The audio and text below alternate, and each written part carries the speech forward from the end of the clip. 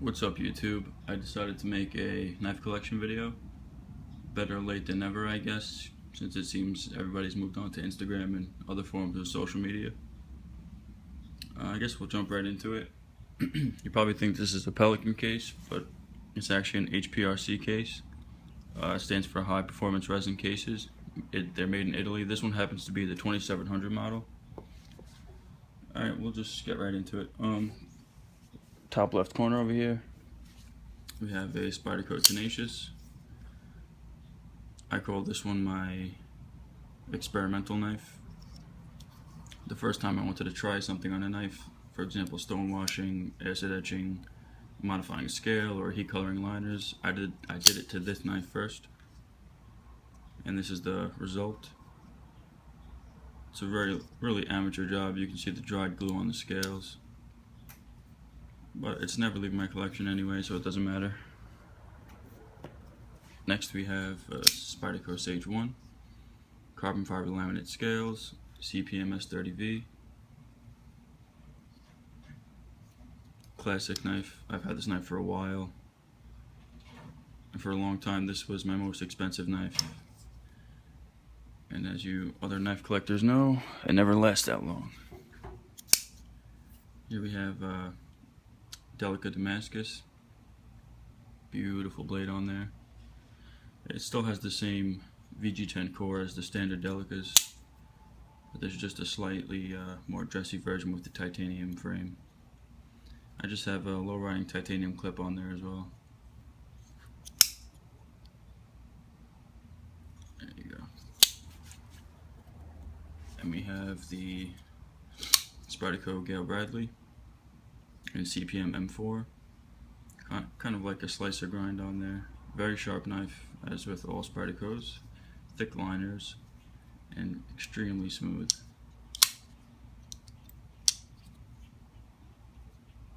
Good knife there. And a crowd favorite, Paramilitary 2. This is the all black version.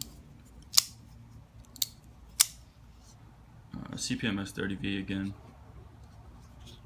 And you'll notice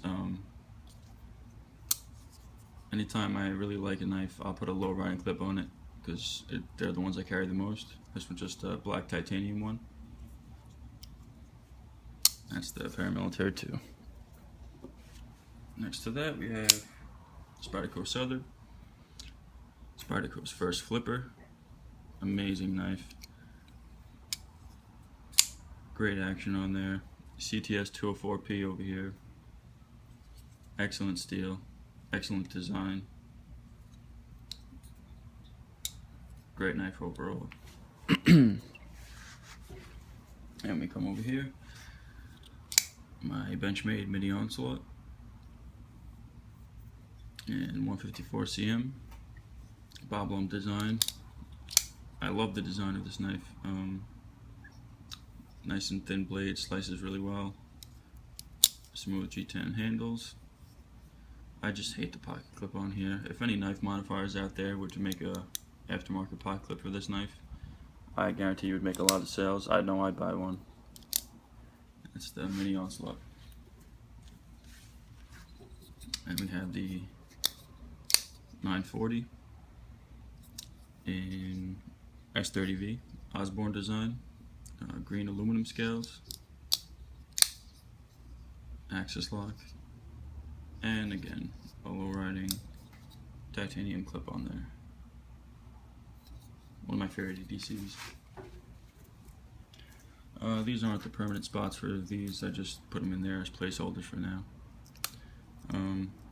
Victorinox Ranger, a whole bunch of tools in this one. I'm not going to get into all of them, but maybe in another video. That's the Ranger. This is the Cadet in the silver Alox or Alox or just aluminum scales. This is an excellent EDC knife, nice and thin, pretty good tool set on there. We have the Tinker, and I think they call this the Silvertech, the translucent kind of white or silver scales. Great knife.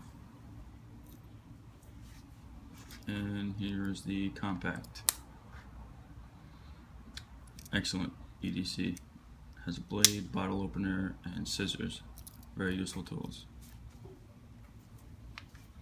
Back over here. This is the Boker grip lock, G&G Hawk design. Made in Taiwan. Has AUS 8A steel. I like G&G Hawk designs. They're really unique and mechanically interesting. And usually pretty practical. That's the Boker grip lock. This is a Monero titanium frame lock and a ridiculous looking blade.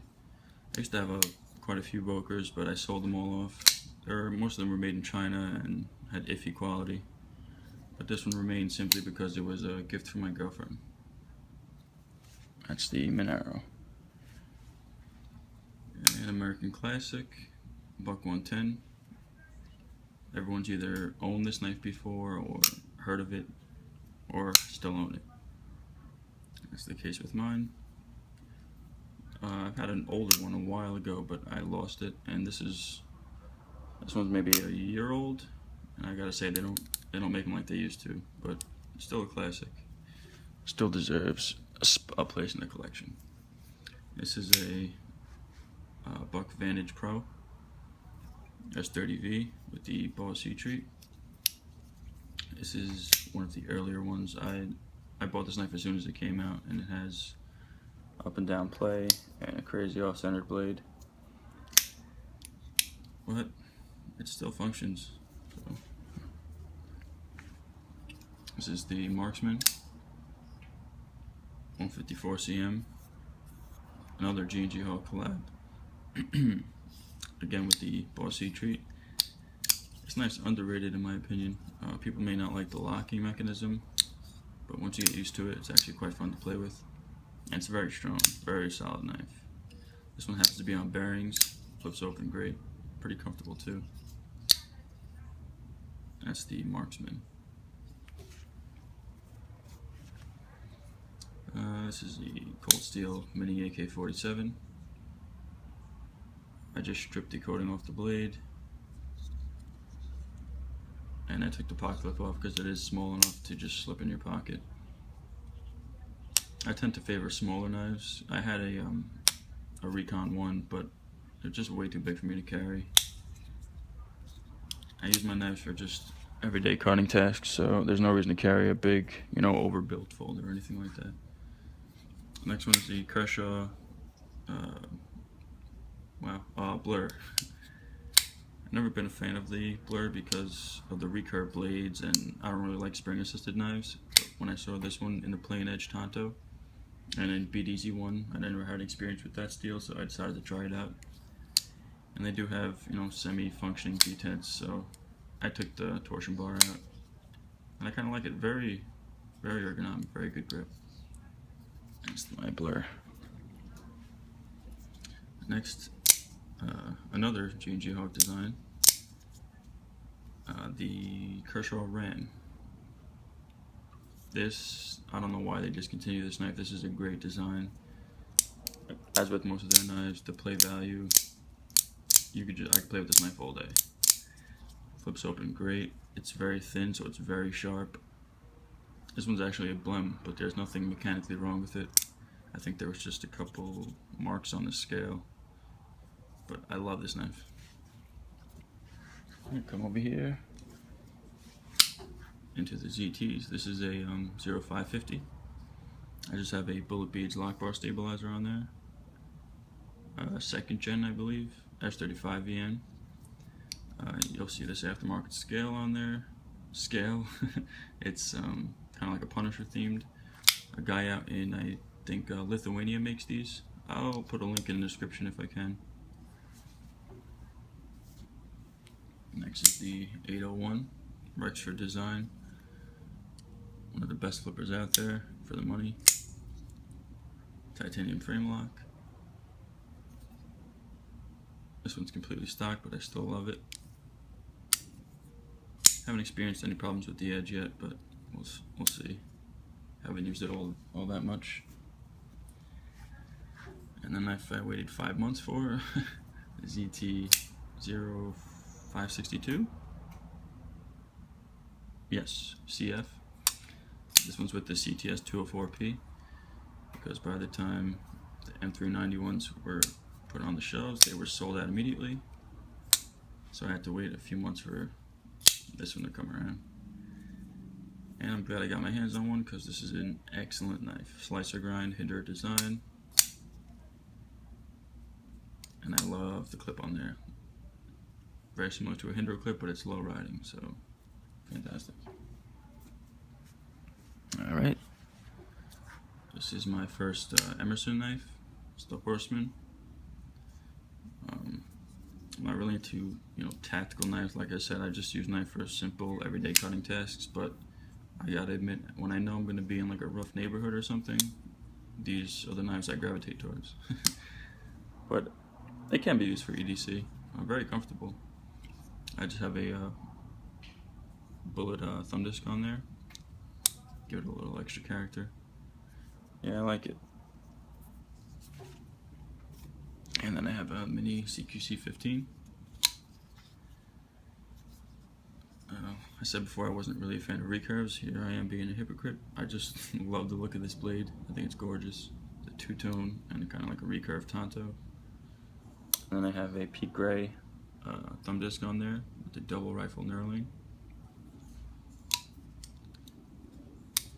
Very good knife, very ergonomic. Here we have a line steel SR2A, perfect size for EDC. Red aluminum monolithic frame. Great knife, kind of thick for how small it is. This is in Sleipner steel. Oh, and the Emersons are 154 cm. Very smooth. Great EDC, especially with the low riding clip. DPX Hess 2.0. This one does have a little bit of lock rock. But again, this was the first knife I think my girlfriend bought for me, so it'll never leave my collection. And it's still very functional, it's not going to fail on you. DPX, great knife. Another underrated knife in my opinion, Hogue EX01. Aluminum handles, very comfortable, very attractive Tanto stonewash blade with the harpoon. Button lock. This is my only button lock, but it's very strong, very solid. Great knife.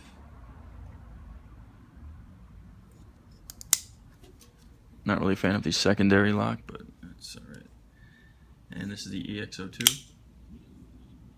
This one and that one were designed by Alan Olszewicz, both made by Hogue, and both made in the USA. I don't see the point in having a secondary lock on a liner lock, and I also hate the rattling. But when it's engaged, there's no rattle. But it flips very well. I just like Olszewicz designs also. That's the EX02.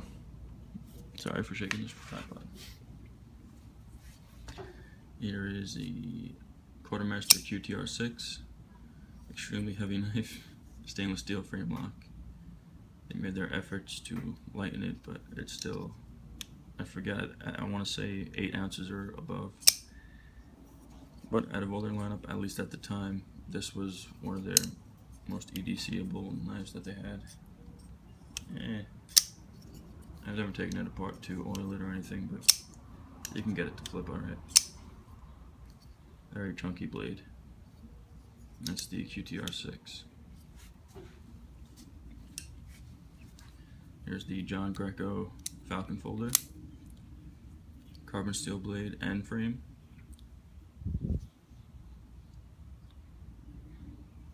Pretty interesting knife. Very thin frame, very thick blade. There's no pocket clip on this one, so I just bought one of those, I think it's Urban City Dweller lanyards, I think it's called. It looks like a pen when it's clipped in your pocket. Pretty cool. That's that one. Here's the Beretta Avenger 2. Gorgeous blade. Warren Thomas collaboration with Beretta. VG10 steel. The chisel side. Made in Japan. Liner lock. Wish I could see more collaborations like this. Love this knife. Those are just some keychains, like tools I swap out. I'll go over that in a different video. Same thing with the pens. This one's just for the knife collection. Here's the ProTech TR3 manual integrity folder.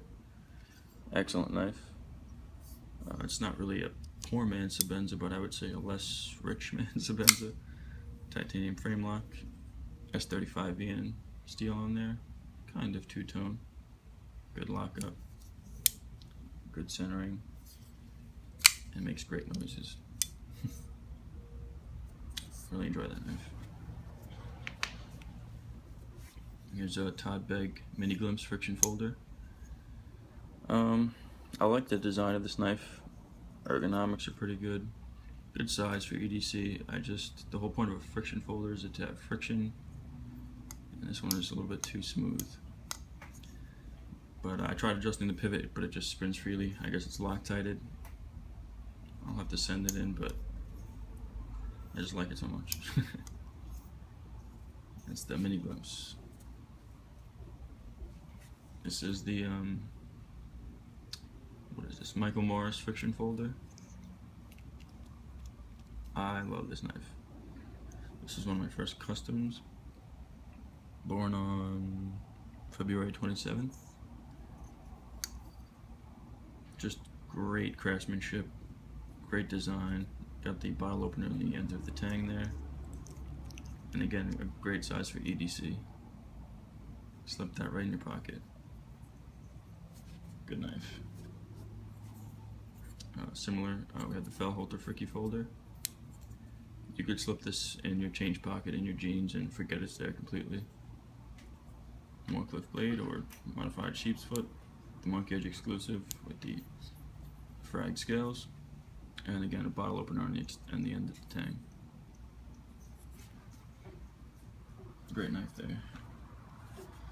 Down here we just have a Opinel number 8 in carbon steel. I had the knife for a while. Very, very sharp for a $10 or $15 knife. Alright, here we start getting into the more higher end knives.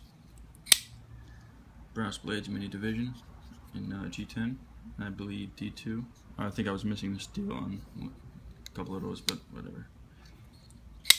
Great action. Very solid knives, feel great in the hand. And I love the clip. Low riding, not too big. Great knife. I've been meaning to get more brass blades. That's the Mini Division. This is the Eric Elson flipper. I don't think that Eric Elson makes knives anymore, but I enjoy this one. This has S35VN. I'm sorry, S30V. Don't even know my own knives. Great lockup. Pretty good centering, nice standoffs. Lips with authority. Very good design. Here we have the ADV Tack Butcher, I believe, or Butcher. Yeah, 2014. This is one of the, I guess the second generation, where it has the lock bar insert and the fuller that doesn't run the full length of the blade. Very smooth. Well, it's a really beefy blade, so it just has to fall on its own weight. Just a badass knife. I don't know how practical it is, but I just had to have one. And it's the ADV Butcher. Alright, this is my first Strider. SNG Lego, 3/4 grind, Tiger Stripe blade. I just have a peak gray lock bar stabilizer on there. This is in S30 or CPM S30V. I love this blade. I knew it would be my last Strider. And this brings me to our next knife. Strider SNG CC. This one just has a Cascadi carbon fiber scale and backspacer. Excellent knife. A little bit different flavors here. We have a full flat ground, well not full, but flat ground CPM 154 blade on this one. And like I said, it's a CC version. I also have a titanium low riding clip on here. Kind of goes with the whole theme. Love that knife. Alright, and if anyone wants me to do any individual videos to see any knives more in detail, just let me know and I'll try and put them up for you. This is my first Chris Reeve knife, large Benza 21, micarta. Love this blade. S35 VN steel, extremely smooth. This is like the quintessential folding knife. Definitely not my last Chris Reeve knife. Just gotta look for funds to get a new one. And of course, you have the Strider, you have the Chris Reeve. Obviously, the next choice would be a Hinder. This one is the 3.5-inch Wharncliffe. I'll admit I paid a premium on it, like an idiot, but I just had to have it. It was at the time when the Wharncliffes were just so scarce. This is the, I want to say, Battleship Gray G10, and again S35 VN blade steel. Flips really well from what you hear from Hinders, and that is that. Alright, down here we just have a few. Let me get into my fixed blades. Here we have a CRKT Fultz Minimalist Wharncliffe version. Feels great in the hand. Very good neck knife. I would like to get a custom minimalist one day. This is just a K-Bar Snody collaboration Boss. Chisel ground, but great size for EDC. Comes with a bunch of paracord you can use as a neck knife or what have you. S35 VN, made in USA. Really decent knife for the price. And we have a TPX Original Hest. Great blade. Got your pry bar, bottle opener. Very rugged. Very nice fixed blade. Not too big. Carries well. Alright, and then here we have K-Bar Mark 1 or US Navy knife. Keep bumping the tripod. Made in New York, which is awesome because I'm from New York. Very good fixed blade. Not too big, really sharp. Very good grip. Can handle any, medium outdoor tasks. And very good sheath. Very secure. Like all those buttons. Then we have a, I don't know if there's a model name for this one, but it says iPack Survival USA. I got this on eBay. I think CFK Knives is who makes this. They make a whole bunch of knives. Kind of compound ground, Tonto type of deal. Very thick. Should make for a good chopper. That's my biggest fixed blade. Pretty cool. And lately I'm starting to get into more traditional knives. Because I do live in New York, I try to carry knives that are actually legal to carry here. But my parents do own a house in Pennsylvania, and that's where I carry most of these all the time. But you'll see down here I have a, this is a Camillus. I don't know what the knife is the name of the knife, but that's what it says on the side here. Kind of like a Barlow design. Again, made in New York, which is awesome. And I consider myself kind of a beer connoisseur, so you got your bottle opener on there, of course. Alright, here we have a Fantoni Dweller. I call this the non-traditional traditional knife because it doesn't have any bolsters, it has screws instead of pins, and it has kind of a finger guard, which is uncharacteristic for traditional knives. But I really enjoy this knife. It came with a sheath, but it has grippy micarta scales, so pulling it in and out of the sheath was annoying. Very, very well made knife by Fantoni. Here we have a Northfield Unexcelled 47 or Viper with the lava acrylic covers. Very nice knife, especially for pull cuts. Wicked Wharncliffe blade. Alright, and this one I actually just got today.